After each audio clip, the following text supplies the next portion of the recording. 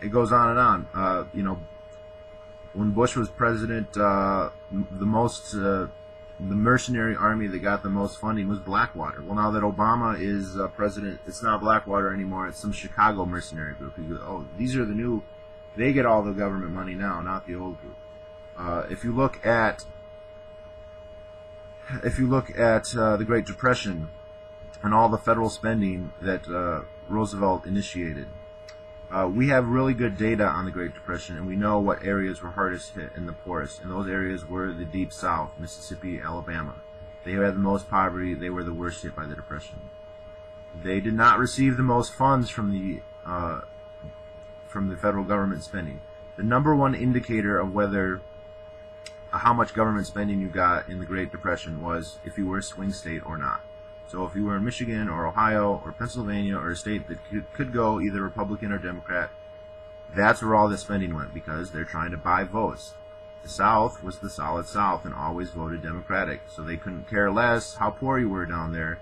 That's not how they handed out. And of course, Obamacare is full of exceptions. Maybe you didn't know this, but they accept their own offices, they'll accept their favorite little firms or unions in each district or whatever, and so for you to just pretend that they're just this objective judge sitting on high, enacting truth and justice in the American way. No. They respond to political incentives. They pick favorites to the exclusion of their enemies. They usually don't spite their enemies so much as they just give billions of dollars to their friends. And the bailouts weren't for everybody. They were for some companies, and Goldman Sachs got the most, and of course they also give the most in political donations to both parties. So I think it's I brought all this up, and rather than come back and say no, he didn't try and re-argue that the referee example made sense or defended. He just came on to different points. And then he said, maybe you should vote for somebody or donate money. And what a logical jump here. I should probably, yeah. If you hate the government so much, why don't you either A, lobby, run for office, B, pay money into those whose views you agree with, or C, move? Okay, it's interesting. I made a YouTube video about a conversation with a liberal, and now you have concluded that I must not do any of those things. And I don't see how. I guess the fact that you commented on my page means that you also never vote, and you must, live in a log cabin because you comment. That doesn't make any sense. I actually do give money to politicians I support. I spend a lot of time as an activist spreading the ideas that I want because I don't want to move. And if you don't in this whole you gotta move thing, that needs to stop, alright? I'm sure I hated Bush, you hated Bush. Did you move? Did you leave the country because you hated Bush? And people have a right to leave the country if they want, and if it ever got bad enough, I might. The thing is that there aren't many other places to go that are any better. There are some places that are better in this way and maybe better in this way. But on net, I don't think there's any place that's as good as the United States. But that doesn't mean you have to accept everything the government does. And you don't. Do you accept everything? And that's the other thing. He made a point you shouldn't argue against the law that's already been passed. Why? That has to be one of the most asinine things I've ever heard. Then slavery, you can't argue against slavery, or you couldn't in the past because it was legal and it was the law.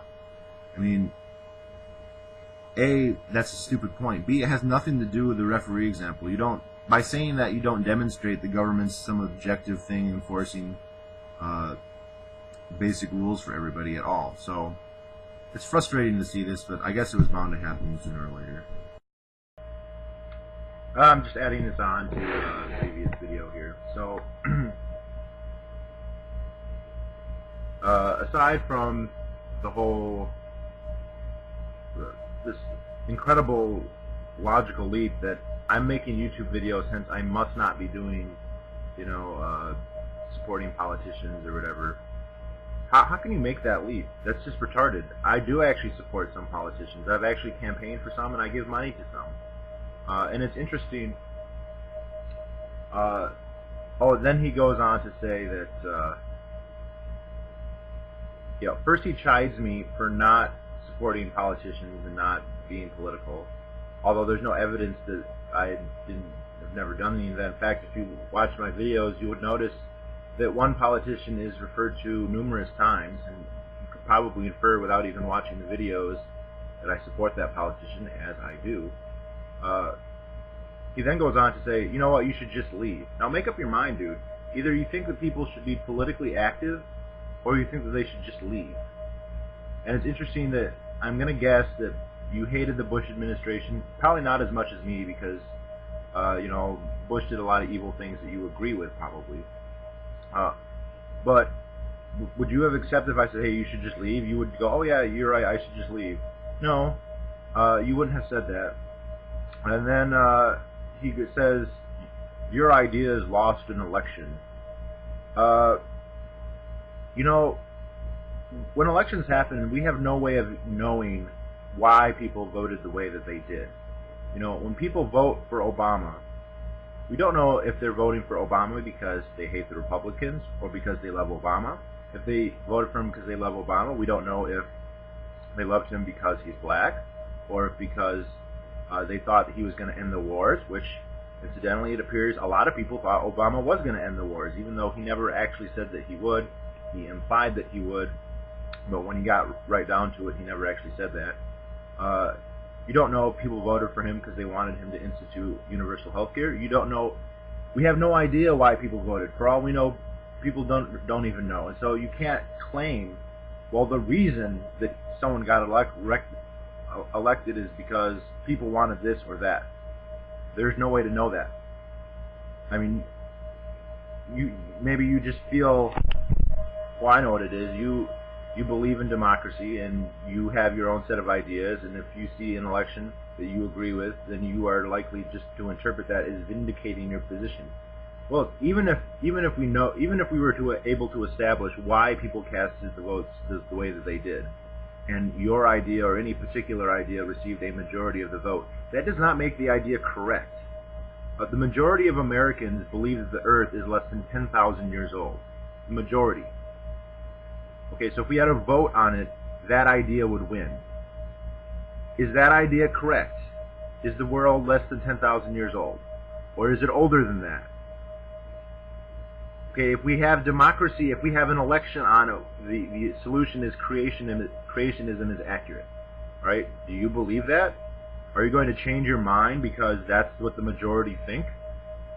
Why should I change my mind because you claim a majority? And of course, we don't even know, because there again, maybe they just really hated McCain, or maybe they just really hated Bush, maybe any number of reasons. And that's true when Republicans get elected too. I'm not saying, hey, Democrats are, their elections don't mean anything. Republican elections don't mean anything either. And I could point out that we just had an election in 2010, and everybody seems to thought this was a repudiation of the Democrats. No, not saying that's necessarily what happened, but like, say, oh, you lost an election. That doesn't make any sense. And then he brings up that it's ironic that I would be debating this on Memorial Day. Well, first of all, I made the video like more than a month ago, and I'm only commenting on it because you started making comments on my video. Second, it's not like yesterday my arguments were valid and your arguments were invalid, and now today they've switched, and because it's Memorial Day, all of a sudden the government is a referee and it does manage things correctly, and it's a panacea to everything, and you shouldn't hate the government, but tomorrow we'll revert back. No, that doesn't make any sense. And I'll remind you that Memorial Day didn't come about because society had this great consensus and people were like, why don't we have a day? The government just gave itself that day, all right? The government just gave itself a holiday like it does all the time. And that doesn't make and when the government gives itself a holiday, whatever the excuse for giving itself a holiday, that doesn't suddenly make it valid. So tomorrow they voted and had a day.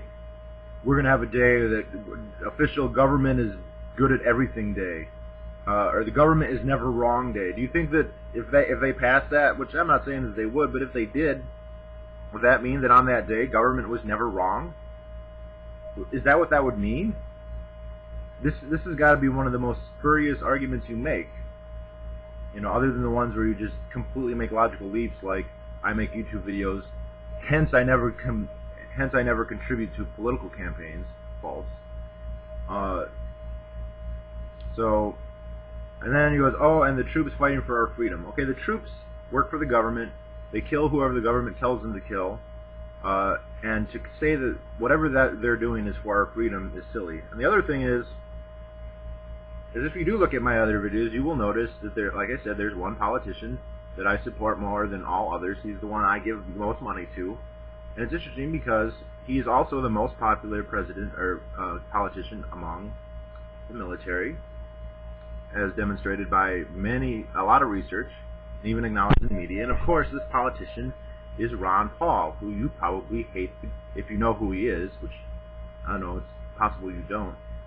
If you knew anything about him, you would hate his guts. But the troops love him. The troops, well, most of the troops that are politically active, I'm sure most of the troops are relatively ambivalent. But among political donations, Ron Paul gets more from the troops than all other politicians combined. Okay? And he's also the politician I most support.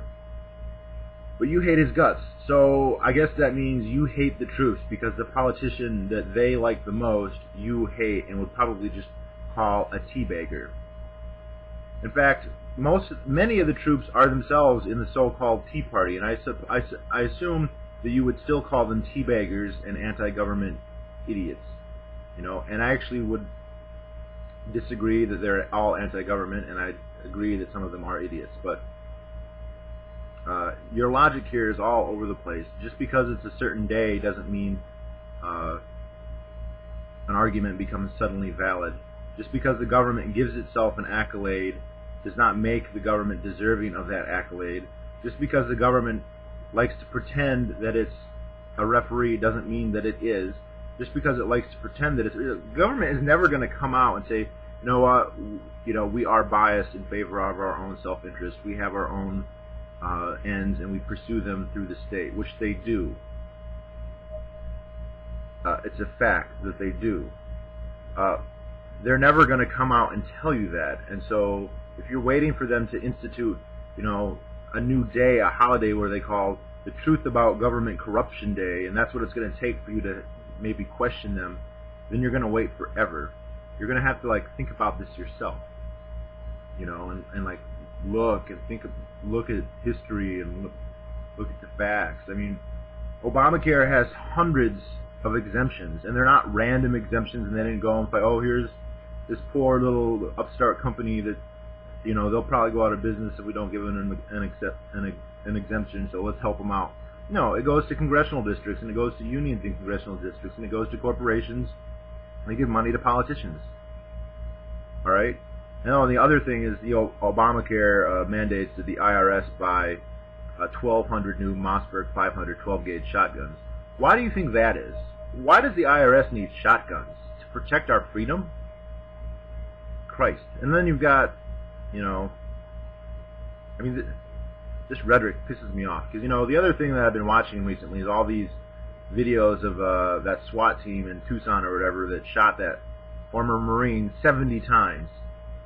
So they murdered a person, and they found no drugs. And even if they had, who cares? Drugs, whatever. He's smoking pot. That doesn't mean you shoot somebody 70 times. They murder somebody in cold blood for no reason, and then they just get all high and mighty about it and oh no, we didn't do anything wrong. We're the fucking government. Kiss our ass. Have a day and thank us for the freedom we give you, as they shoot people and butcher people and steal our money. So fuck you, liberal.